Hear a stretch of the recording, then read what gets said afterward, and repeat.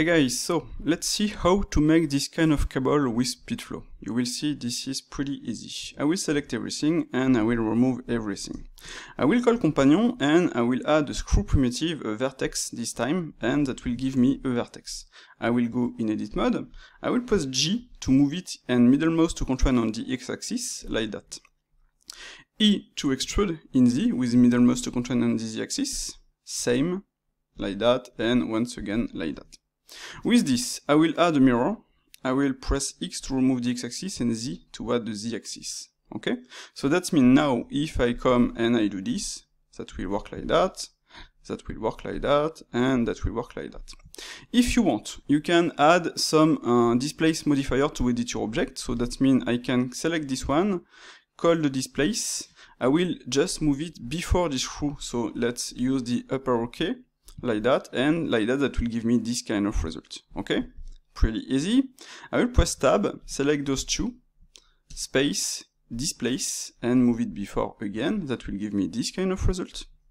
Tab, select this one, space, displace in Z this time, and I will move it again before this screw. So like that I will create this. Okay? So I will keep it like that. If you want, you can add another one for this one, but it should be correct with this. Okay? Let's come back to the screw and press D to make this. And as you can see, I need to move the screw after the mirror. So I will use the down arrow key, and that will give me this result. And with D, I will make this. Let's see, I want something like that. Okay, should be correct. With this, what I want to do now is to call Speedflow with space. I will click on Control on the Tubify button, like that, and I will draw my curve. That will give me this weird result. So now what I need to do is to play with the array, because I have an array here. So on the array, I will call it, and with the Z, I will edit the value.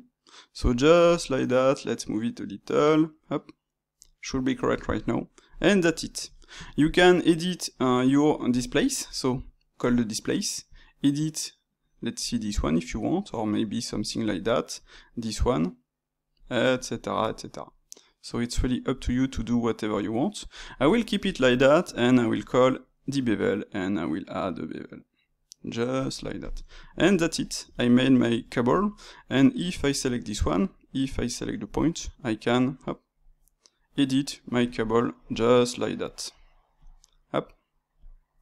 This is as simple as that.